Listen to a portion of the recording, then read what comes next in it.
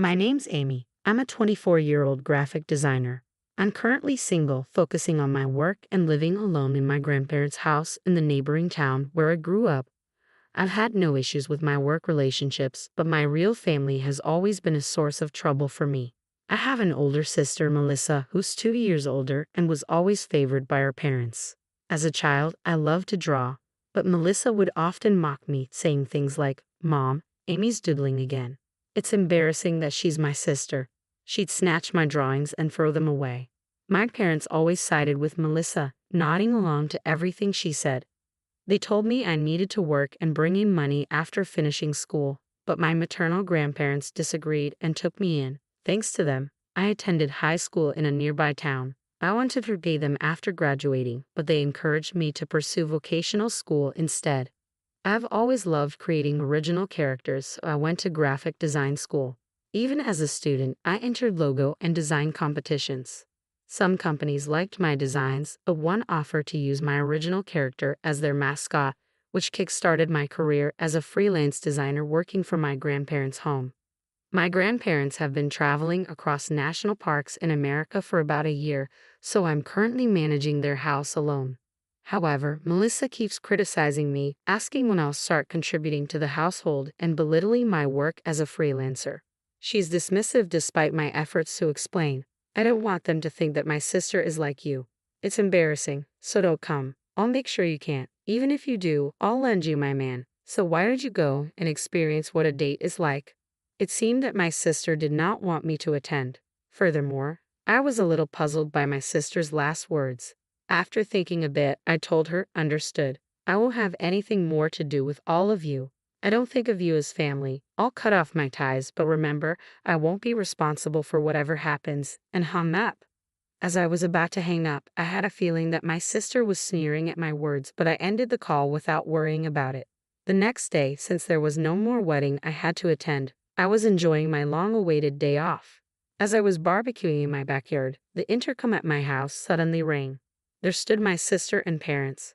"Hello, wasn't today supposed to be Melissa's wedding?"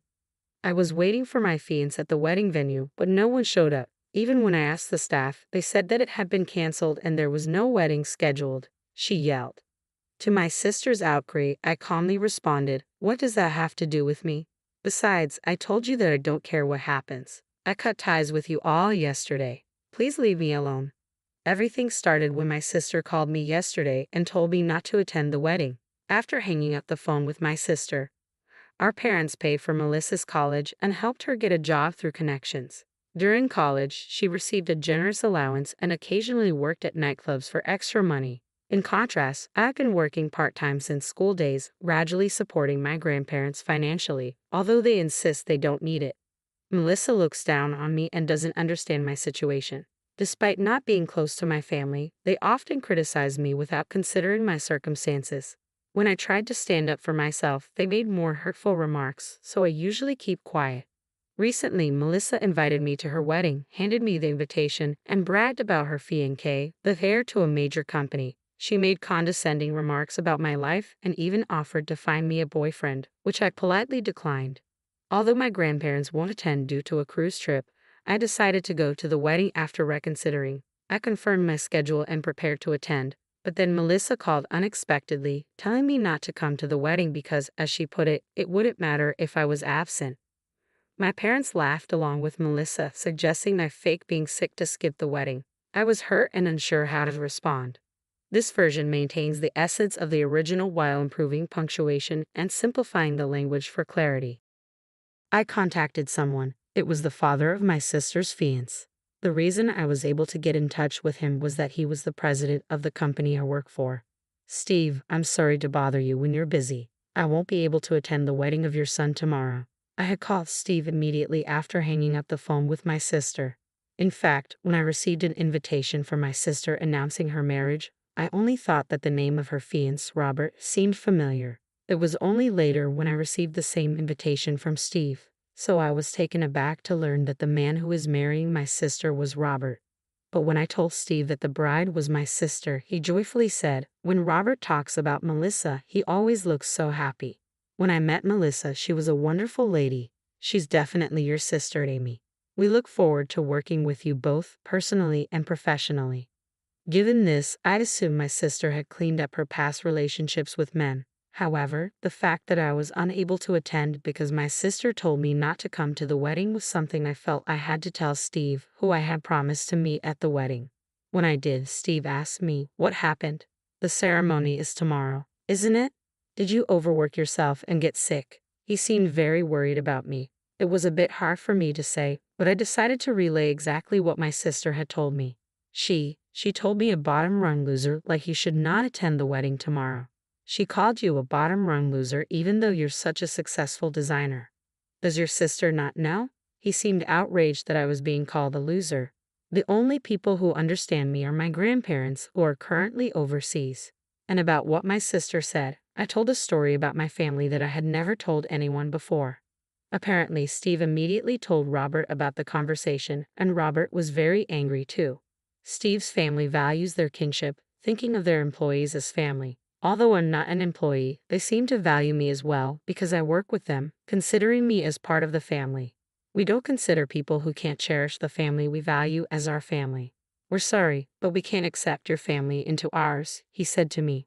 Robert, who was nearby, said, "I'm sorry, Amy, but I'm thinking about calling off the wedding with Melissa." To his words, I said, "Robert, I have cut ties with my family, so you can do whatever you want. Also, there's something else I need to tell you," and decided to share a certain fact. "What is it?" Robert, not knowing what he was about to be told, responded in a worried voice. Feeling apologetic, I told him what my sister had said to me after she told me to skip the wedding. My sister said she was going to lend her boyfriend to me. So I hesitate to say this, but I think my sister has had bad habits with men since the old days. I suspect that she might have another man aside from you, Robert. What? She told me she was single when we started dating, and she came on to me.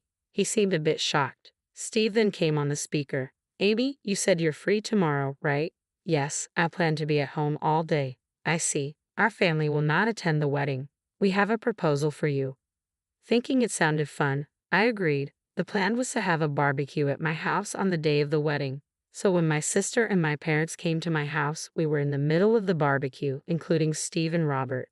As I was dealing with them at the front door, Robert, noticing the three of them had arrived, peeked at the door. "Why is Robert here? Today is supposed to be the wedding." We went to the venue and were told the wedding was canceled. None of the attendees from your side showed up, and we couldn't contact anyone, so we were worried. "Why are you here? Don't tell me you two have been disgusting." My sister, upon seeing Robert, came at us all at once. There, Robert sighed heavily and told my sister quietly, "You're someone who can't cherish family. We heard about your attitude and words towards Amy. You told me your sister was busy with work and couldn't see you often, but that's not the case at all." "Well, I'm ashamed that this unemployed loser is my sister. It's better for her public image to say that she's busy with work, isn't it? That's why I've been saying she's busy with work. What's wrong with that? I've been speaking well of her in public. I would appreciate some gratitude for that." My sister insisted it was for my sake. Seeing my sister like this, Robert defended me, emphasizing how much I contributed to his company. "You know, it's proof of not valuing family when you, her own sister, have no idea what kind of work Amy does. You've been calling her unemployed, but her income should be at least double yours. And your parents treated Amy the same way, right? I can't be with someone who can't value their own family. We should consider our engagement off." "What? Off? Does that mean I can't get married?" Even though Melissa seemed furious, she turned towards me with a mocking grin. "Wait, Amy's job is that amazing?" I wouldn't have known unless someone told me. "From now on, I promise to listen to you, Amy. Let's get along better." After Robert pointed it out, Melissa's attitude towards me changed dramatically. Whether it was due to an interest in my salary or not, my family was trying to suck up to me, but I rejected them clearly. No way. After all the humiliation and looking down upon me, it's too convenient to now say, "Let's get along." Stop joking. No matter how much you try to flatter me, I won't help you financially. I told you yesterday I've cut ties with you as a family. Don't get involved with me anymore. If you continue to stay here, I'll call the police. If you don't want that, leave right now.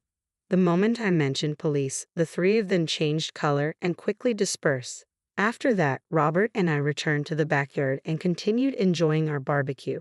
A month later, I received a call from an unknown number. Assuming it was work-related, I decided to answer. Hey, I got a bill from Robert. What did you say? You knew about my affair? Before I could say hello, Melissa's shrill voice echoed in my ear. What are you talking about all of a sudden? I've repeatedly told you not to involve me, but you still do. I don't care about your affair anymore, so please never contact me again. With that, I hung up. Later, I heard from Robert that the investigation of Melissa's affair during their engagement had finished and it seemed possible to claim compensation and cancellation fees from the venue. As Melissa had quit her job with the plan of getting married, I heard she was juggling several part-time jobs to somehow pay the compensation. She seemed to have run crying to her parents, but their income had never been great, so I don't think that they could be of much help. As someone who was spoiled until now, I hope Melissa takes responsibility for what she's done. Currently, I'm still working with Steve's company. We've been discussing the opportunity for me to create various products as an exclusive designer. I look forward to continuing to work happily with these